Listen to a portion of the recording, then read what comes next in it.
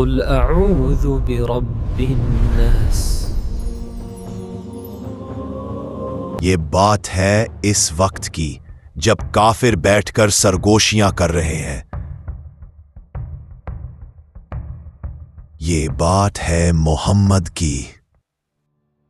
محمد کچھ پڑھتے ہیں اور اچانک ہمارے منصوبے ٹوٹ جاتے ہیں، یہ آخر ہے کیا؟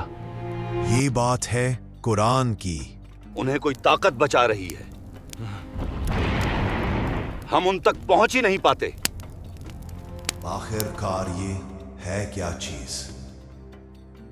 کچھ جادو ہے یا ہم سے کوئی پوشیدہ طاقت ٹکرا رہی ہے؟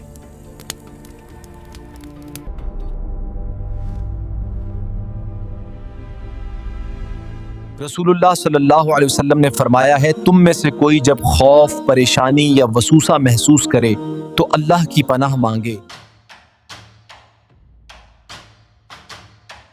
کیا آپ کو کبھی ایسا لگا کہ بے وجہ دل گھبرا رہا ہے یا منفی خیالات حملہ کر رہے ہیں؟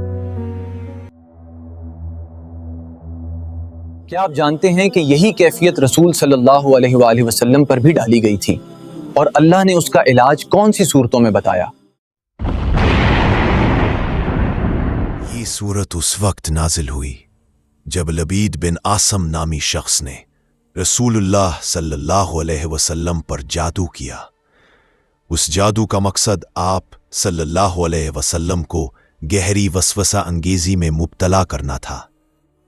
آپ صلی اللہ علیہ وسلم کے دل پر عجیب سی کیفیت آنے لگی، کام کیا ہو پر لگے جیسے نہیں کیا، نیند میں بے چینی اور ذہن پر دباؤ۔ اس پریشانی کے دور میں اللہ تعالیٰ نے 2 سورتیں نازل فرمائیں، سورۃ الفلق ظاہری نقصان، حسد اور جادو سے حفاظت، سورۃ الناس باطنی حملوں، وسوسوں اور منفی سوچ سے حفاظت۔ قل اعوذ برب الناس ملک الناس الہ الناس من شر الوسواس الخناس الذي يوسوس في صدور الناس من الجنة والناس۔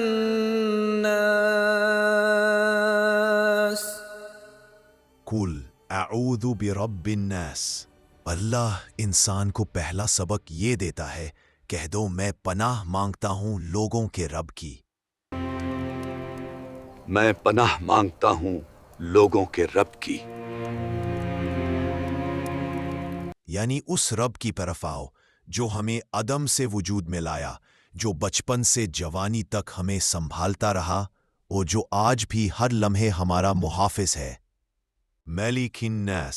پھر اللہ فرماتا ہے لوگوں کے بادشاہ کی پناہ مانگو، یعنی دنیا کے بادشاہ بدلتے رہتے ہیں مگر دلوں کا اصل بادشاہ صرف اللہ ہے، اس کے حکم کے بغیر کچھ بھی نہیں ہوتا۔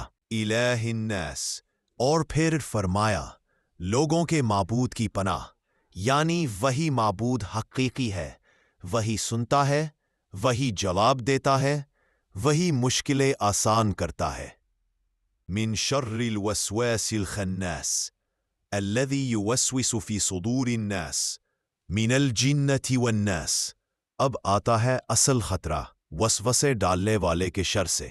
یہ وسوسہ کبھی جنات کے ذریعے آتا ہے اور کبھی انسانوں کے ذریعے، جو دل میں شک، خوف، غلط خیالات اور برے ارادے ڈالتے ہیں۔ سورۃ الناس ہمیں یاد دلاتی ہے کہ دنیا میں ایسا کوئی دروازہ نہیں جس سے آنے والی برائی کو ہم اپنی طاقت سے روک سکیں، نہ ذہانت سے، نہ وسائل سے، نہ تعلقات سے۔ اصل حفاظت صرف اور صرف اللہ کی پناہ میں ہے۔ اس لیے جب دل بے چین ہو، جب شک حملہ کرے، جب برا خیال بار بار آئے، تو صرف یہ کہو اے میرے رب مجھے اپنی پناہ میں لے لے۔ سورۃ الناس دل کو مضبوط کرتی ہے، وسوسوں کو توڑتی ہے اور انسان کو اللہ کے سایہ رحمت میں لے آتی ہے۔ اسے اپنی زندگی کا حصہ بنائیں، دن میں کئی بار پڑھیں اور ہمیشہ اللہ کی حفاظت مانگتے رہیں۔ قل اعوذ برب الناس